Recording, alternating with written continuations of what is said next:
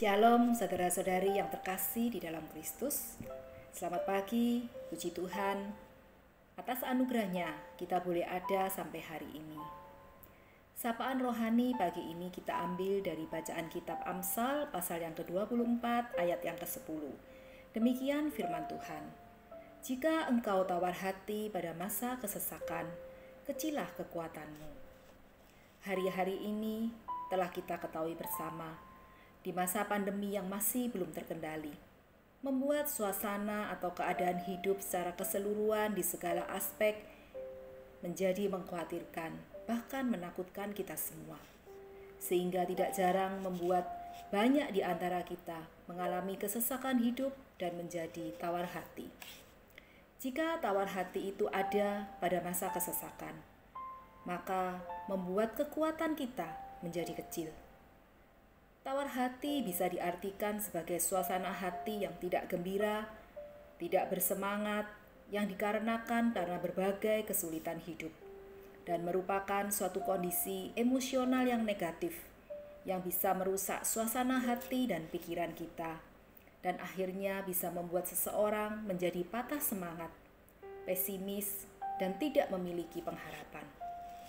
Kitab Amsal pagi ini mengajarkan kepada kita bahwa akan ada saatnya kita mengalami kesesakan pada saat kesulitan hidup menghampiri kita. Tidak ada seorang pun yang tahu dan bisa memilih apa yang akan terjadi pada hidupnya.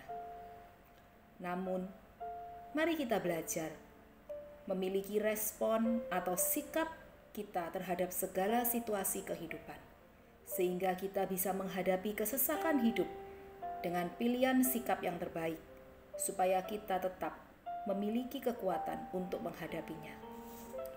Respon kita itulah yang menentukan sikap hati kita di dalam menyikapi suatu kesesakan hidup. Jika respon kita benar, maka kita menjadi kuat. Begitu pula sebaliknya, jika respon kita salah, maka kita menjadi lemah.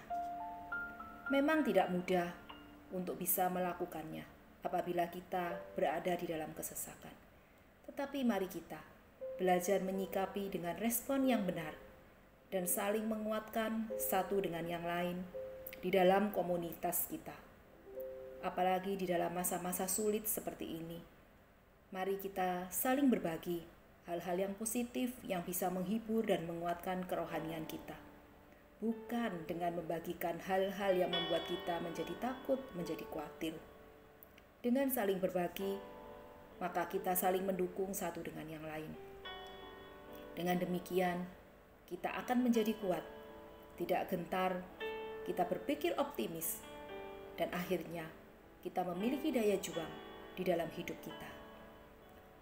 Pagi hari ini, apapun yang menjadi kesesakan hidup kita, mari kita belajar memiliki respon yang positif.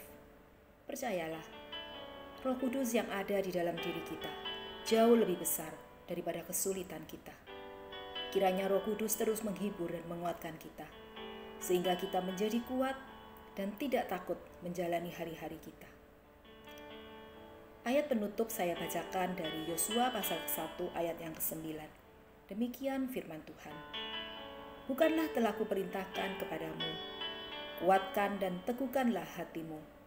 Janganlah kecut dan tawar hati, sebab Tuhan Allahmu menyertai engkau kemanapun engkau pergi. Amin. Selamat beraktivitas sepanjang hari ini. Tuhan mengasihi dan memberkati kita semua.